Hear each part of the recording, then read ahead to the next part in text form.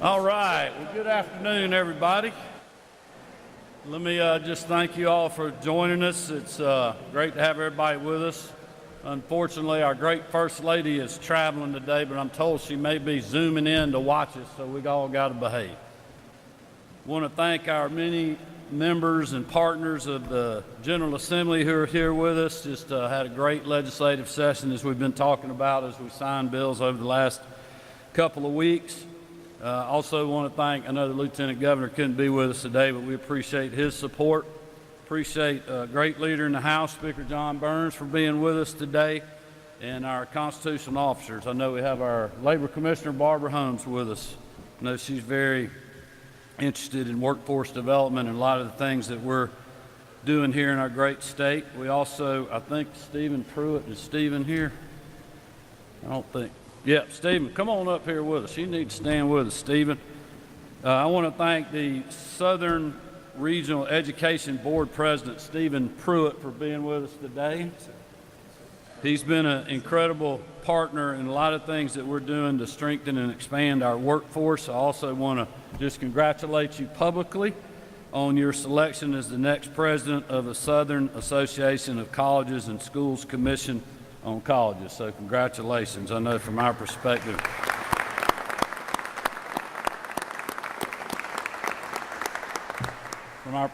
new leadership was needed, and we're glad it's you. So we're looking forward to that.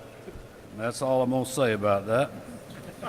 I also want to thank the many great leaders we have in Georgia in regards to higher education, and certainly our partners from the business community. We're also proud to recognize that Georgia, for an unprecedented 11th year in a row, has been named the #1 state in the country for business, because to us that is not just a title, it represents real jobs for hardworking Georgians and historic investments coming to literally every part of our state. And one of the key reasons for that success is our commitment to working with job creators, and that includes aligning on meeting our workforce needs. So when our industry partners started coming to us and sharing that they would need a lot more workers than we currently have for all the jobs that we're bringing to our communities across the state, we knew we had to continue to act. And that's why my office held the inaugural Governor's Workforce Summit in 2023, bringing together job creators, educators, government leaders, and others to discuss how to best connect hardworking Georgians with the opportunities that we have for them here.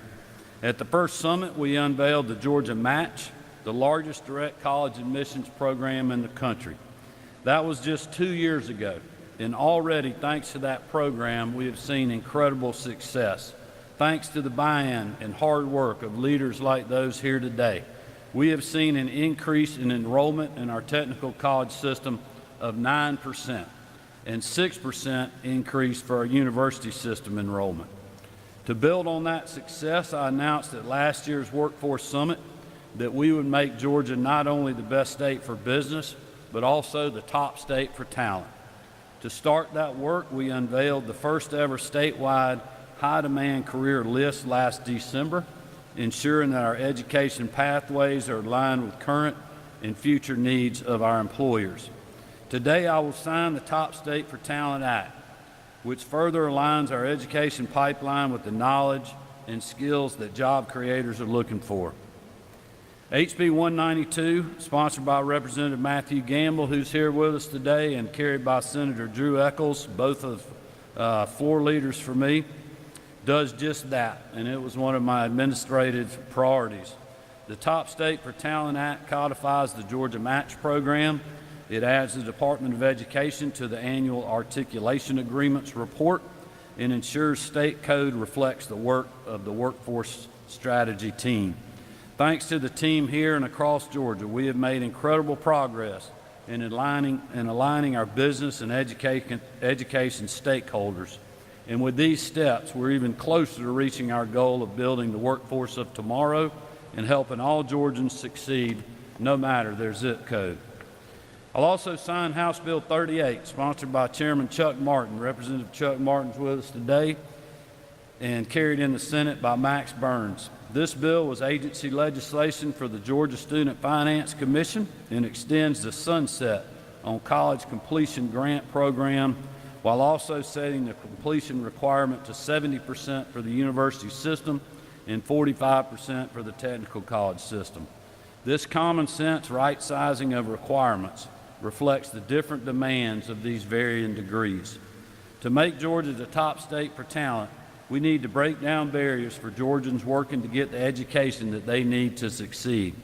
This program we're extending has already been met with great success, and this legislation ensures it will be even more accessible and meet the needs of our students in the future. Next, I'll sign House Bill 172, sponsored by Representative David Huddleston, who's here with us today, and carried by Senator Matt Brass, who's also with us. This bill helps meet a critical need in our rural communities by raising the loan purchase amount for veterinarians practicing food animal specialties in those areas. Finally, I'll sign SB 85, sponsored by Senator Matt Brass and carried by Representative Trey Kelly in the House. This legislation establishes the Georgia Foster Care Scholarship to provide grants to current or former foster children for post-secondary education. By both supporting these young Georgians who are in need and breaking down barriers to their education, we are reaffirming that everyone in our state deserves the chance for opportunity. I'll close by saying again, thanks to everyone here for all that you do, whether it's in the classroom or in the workforce or helping Georgians find and achieve success. It's only by working together in education, business, and government that we can make progress and keep Georgia the #1 state for business and the top state for talent. I'm confident that with this team here and those working statewide for this goal, that we will be successful. It is now my pleasure to introduce a great partner in the General Assembly, a great leader, someone who works hard every day to keep us the best state for opportunity, Speaker of the House, the Honorable John Burns. Speaker.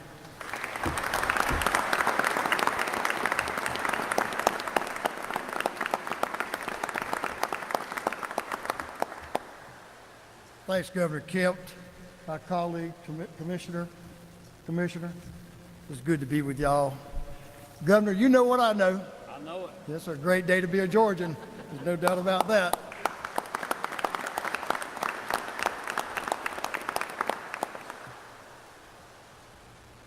Governor Kemp, we want to thank you because you've had an unwavering commitment to strengthening Georgia's workforce, as you just talked about, these colleagues and the great opportunities we have to make Georgia better and benefit some of our most vulnerable youth here in this state. Your leadership has been instrumental in building pathways to opportunities across our state. Now, special thanks to Senator Matt Brass. Mr. Chairman, thank you for leading the charge on the life-changing measures that I'm going to talk about. So I'm going to single out one of these. Governor Kemp will be signing the Georgia Foster Care Scholarship Act today, which will reinforce our commitment to our state's foster youth. Young people, many times navigating difficult circumstances, by creating a clear path for those students who have the drive to succeed, but often lack the resources to get there. This legislation sends a clear message. Your circumstances in life do not define your future in life. By covering the cost of attendance, including tuition, room, board, meals, and books, up to $30,000 per year, this law removes the financial barriers that too often force foster youth to abandon their college dreams. This legislation ensures students remain eligible for this scholarship until they complete a bachelor's degree, attempt the maximum allowable credit hours, or receive support for up to 10 years. That's thoughtful policy. It balances flexibility for students with clear accountability for how taxpayer dollars are being utilized. And when we help them cross that graduation stage, we're not just changing their lives.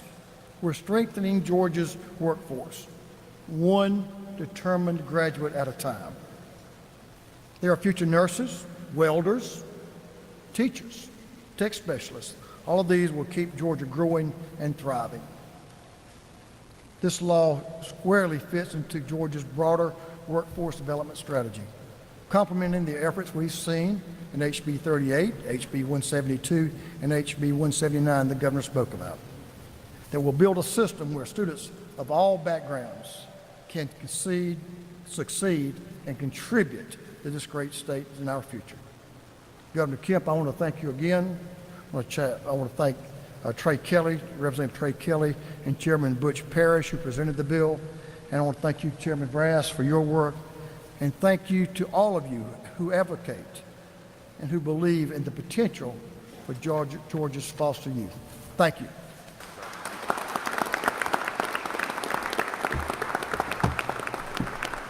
Thank you, Speaker Burns, and thank you all for being with us today. With that, we'll get on to signing some bills.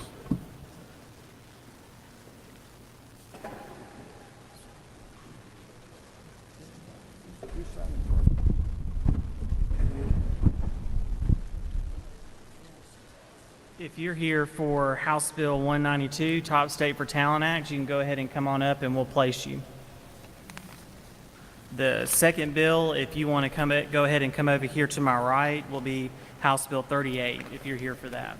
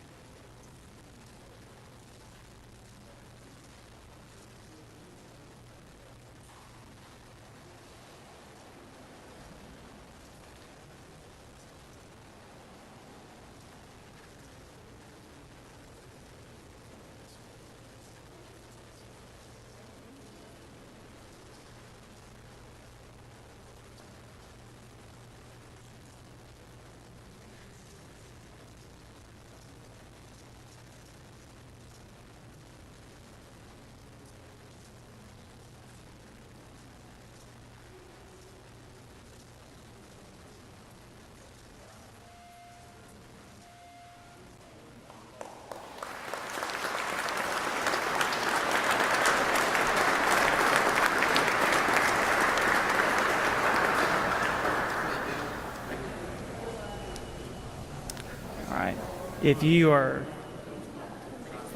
y'all can exit to my left, and if you're here for House Bill 38, you can come on up and get placed. I think most of y'all are already up there, though. Lynn? All right. The third bill will be House Bill 172, so if you're here for that, you can come over here to the right, and we'll get you staged in a second.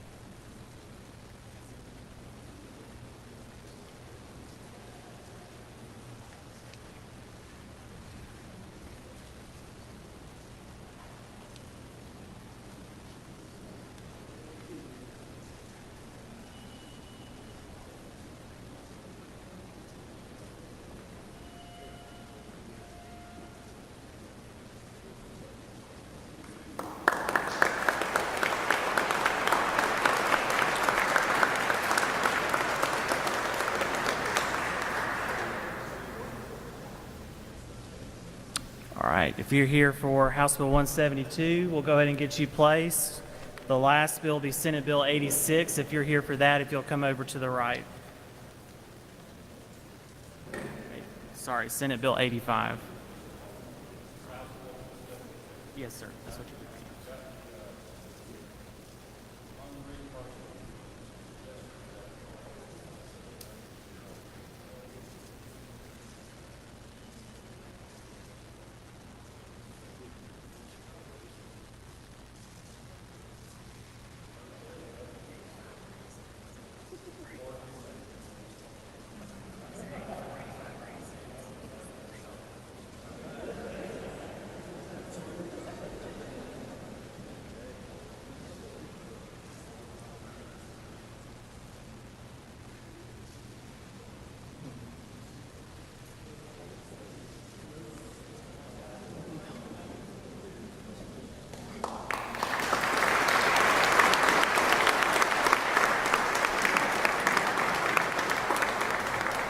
If you're here for Senate Bill 85, if you'll go ahead and come on up, we'll get you placed.